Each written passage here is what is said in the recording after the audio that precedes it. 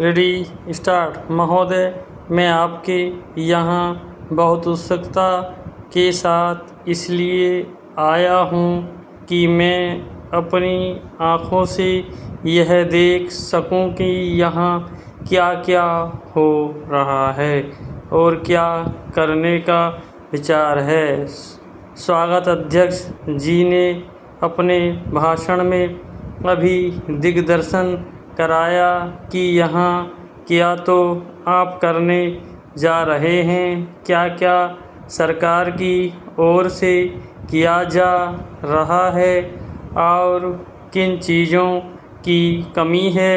मैं इन सब चीज़ों के संबंध में केवल इतना ही कह सकता हूँ कि यहाँ जहाँ तक मुझे मालूम है, आपकी राज्य सरकार और केंद्र सरकार दोनों इस बात के लिए तत्पर हैं कि आदिवासियों की उन्नति के लिए यथेष्ट और प्रत्येक संभव प्रयत्न किए जाएं। जिस समय भारत स्वतंत्र हुआ और हमको स्वतंत्र संविधान बनाने का अवसर मिला, तो हमने उस संविधान में इस बात का ध्यान रखा कि जो पिछड़े हुए लोग हैं उनको आगे बढ़ाना और दूसरों के समान स्तर पर ला देना हमारा पहला कर्तव्य है। इसलिए संविधान में कुछ ऐसी विशेष धाराएं रखी गई जिनके अनुसार पिछड़े हुए लोगों को आगे बढ़ाने का भार हमारे ऊपर आया। पिछड़े हुए लोगों में 3 प्रकार के लोग हैं। कुछ लोग तो वे हैं जो अछूत माने जाते हैं। अस्पृश्यता दूर करने के लिए महात्मा गांधी ने इतना बड़ा प्रयत्न किया और आज ईश्वर की दया से वह बहुत सीमा तक कम होती भी जा रही है और आशा की जाती है कि दूर हो जाएगी।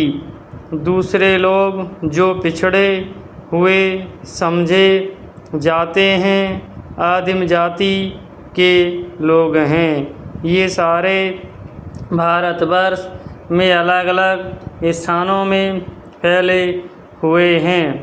विशेषकर पहाड़ी और जंगली क्षेत्रों में उनकी संख्या देश में प्रायः 2 करोड़ है।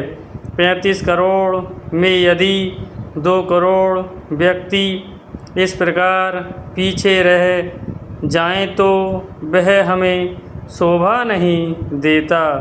उनकी उन्नति करना हमारा परमावश्यक काम है। उनके अतिरिक्त कुछ वे लोग हैं जो इन दोनों से अलग, परंतु वे भी किसी कारणवश अन्य की तुलना में पीछे हैं। इन सब के लिए हमारे संविधान में अलग अलग व्यवस्था की गई है।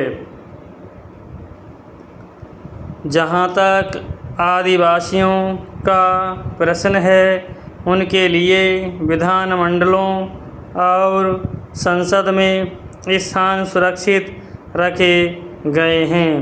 इन स्थानों के लिए वे अपने प्रतिनिधि चुनते हैं जो वहाँ जाकर उनके सुख दुख को रख सकते हैं और वहाँ से उनकी भलाई के लिए कुछ करवा सकते हैं। आज दिल्ली में जो संसद है और सभी राज्यों में जो विधानमंडल है, उन सबके सदस्यों में आदिवासियों के प्रतिनिधि भी हैं और उनको भी वही अधिकार प्राप्त हैं जो और किसी दूसरे प्रतिनिधि को